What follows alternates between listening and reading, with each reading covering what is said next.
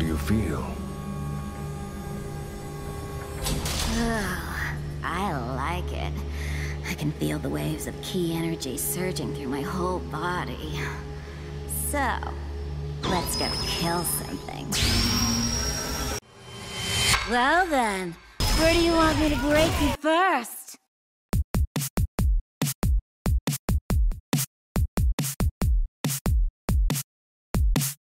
Hey everybody, welcome to Brainal Backstories, where today we'll focus on the newest Street Fighter character to be offered as a DLC, and we'll break down their story within the Street Fighter universe.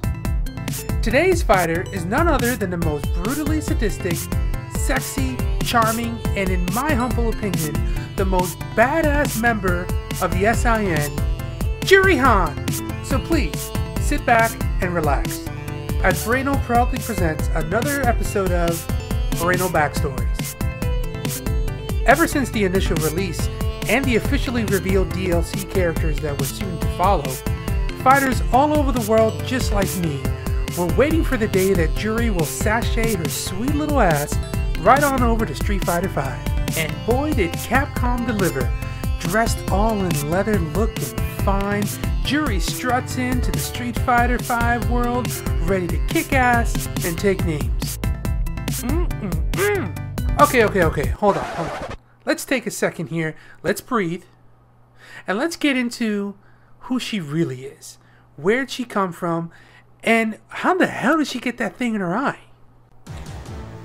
Juri made her debut in Super Street Fighter 4, and it was a pretty huge deal because she was the first South Korean character and also the first Taekwondo martial artist to ever be featured within Street Fighter, which was really quite surprising to me. I mean, let's face it, Street Fighter has been around for over 25 years, and it's not until recently that you include not only a Korean fighter, but a fighter who's a master in Taekwondo. You know, it just seems like it's really, really long overdue. And upon first hearing how long it took, it just seems like Capcom Japan just threw up a middle finger over to Korea to purposely exclude them. But as I started looking into it, I found out it really wasn't their fault. It was actually the other way around. According to Yoshinori Ono, the team actually had planned to create a Korean character shortly after Street Fighter 2. But it was during that time, back in 1991, that South Korean tensions started to kind of subside after a long, bitter 50-year-old beef that had South Korea against Japan. You see, back from about 1910 to about 1945, Korea was actually under Japanese rule. And after World War II ended, Korea banned the Japanese language, their culture, and any media that actually originated from Japan. So during that time when they were approached by Capcom, South Korea was still a bit salty and not exactly ready to play nice.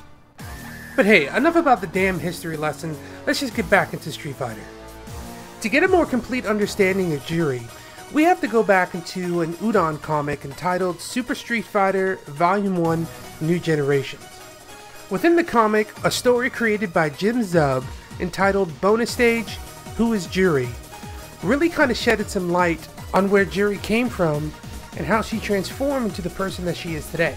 Now, the story within the comic was pretty short and sweet, but it did give us just enough information to understand what drove Juri to later join the S.I.N, and how she became so lustful for revenge with a win-at-all-cost mentality. Juri started her Taekwondo training at a younger age, but it really didn't seem that she was any good at it or really picking it up as fast as others would like.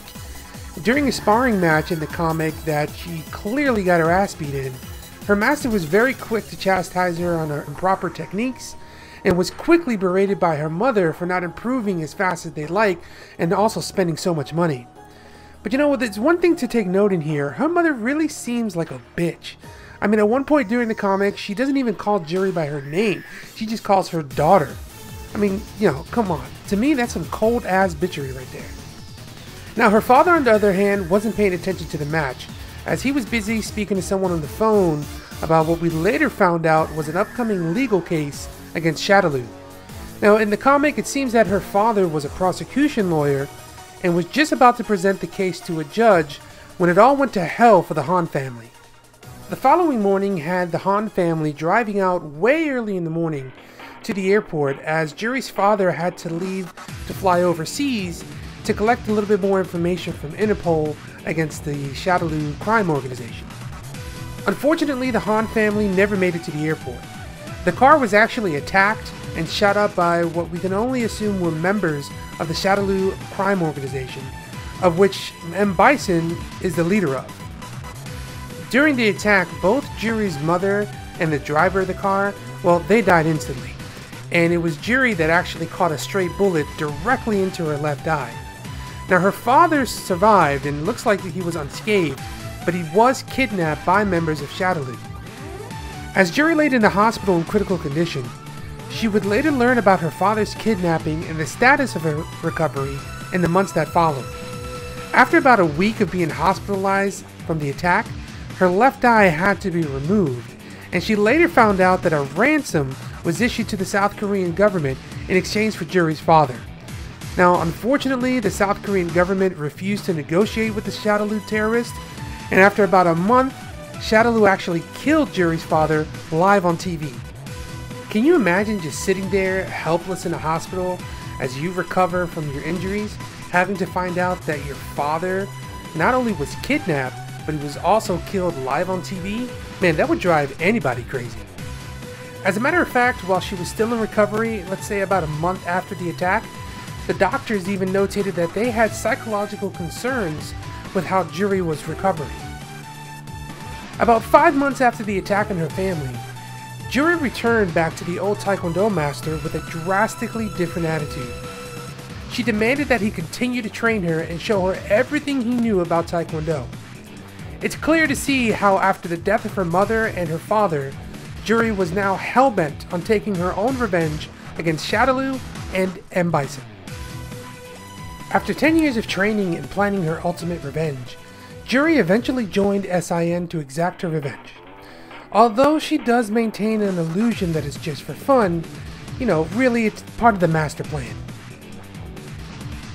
Now this leads us right around the timeline for Super Street Fighter 4 and Juri's collaboration with Seth. You guys remember Seth, right? He was that giant blue failure of the Manhattan Project, whose only purpose was to have a tandem engine implanted within him that had enough sucking power to make even Sasha Grey jealous. Just prior to the tournament within Super Street Fighter 4, Juri received a prototype device called the Feng Shui engine that was developed by S.I.N. The device, which was implanted within her left eye, gave her the ability to enhance her fighting potential along with channeling immensely powerful ki energy. Equipped with her new Feng Shui engine, Juri is just all too eager to test out her new implant and is actually given a mission by Seth to hunt down some former S.I.N. members. She has no problems at all and she quickly dispatches them. However, the Interpol team, consisting of Guile, Chun-Li, and Cammy, they arrive to find Juri has pretty much destroyed the entire area.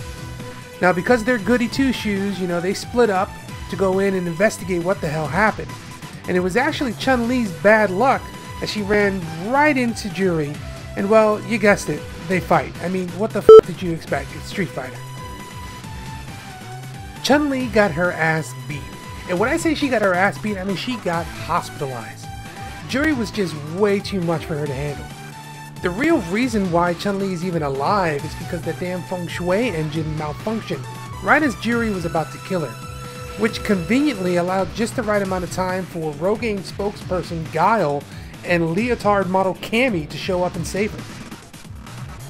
After some quick corrections to the implant, Juri was sent back out to his secret base to defeat the 12 forgotten elite bodyguards of M. Bison, known as the Dolls, and to bring them back alive.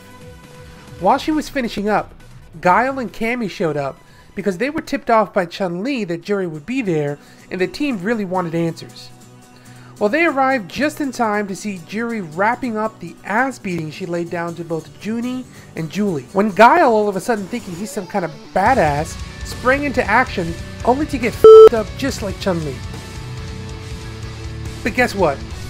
Even after seeing Chun-Li and Guile almost die by the hands of Juri, Cammy hops aboard the plane thinking she has what it takes to rescue her sisters. Sorry Cammy, but did you just see what the f*** happened to your teammates?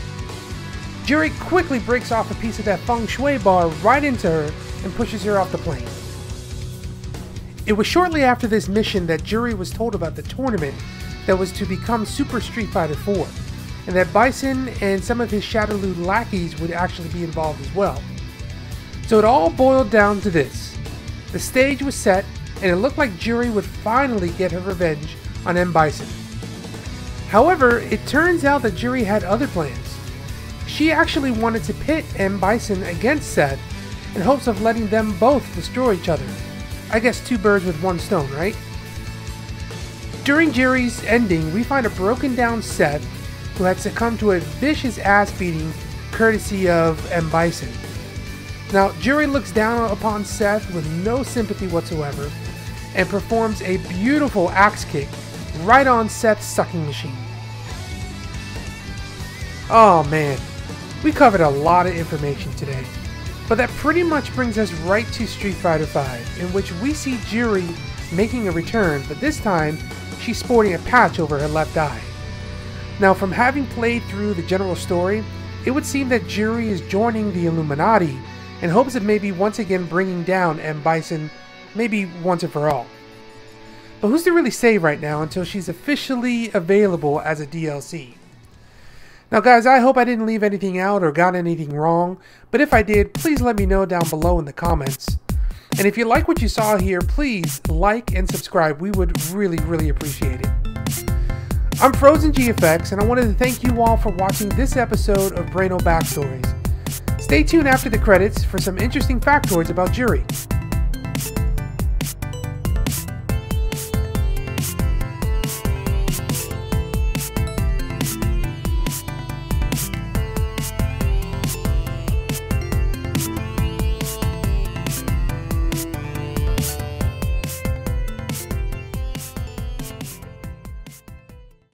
Fact number 1.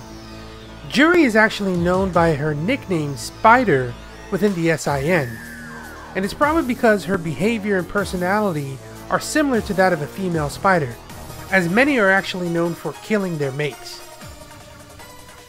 Fact number 2.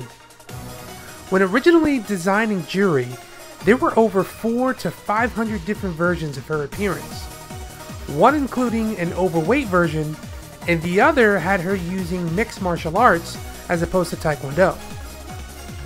Fact number 3. The original design of the Feng Shui engine had it implanted into Juri's stomach similar to Seth, but overall it looked unattractive, so they finally decided to implant it in her left eye. Fact number 4. Juri was born on January 1st. Some of her likes include spicy food, spiders, fighting, strong opponents, death, and destruction. And lastly, did you know she had a photographic memory? That's new to me. Anyways, that's all for the factoid section. I really appreciate you sticking around, and I hope you have a good day. Peace!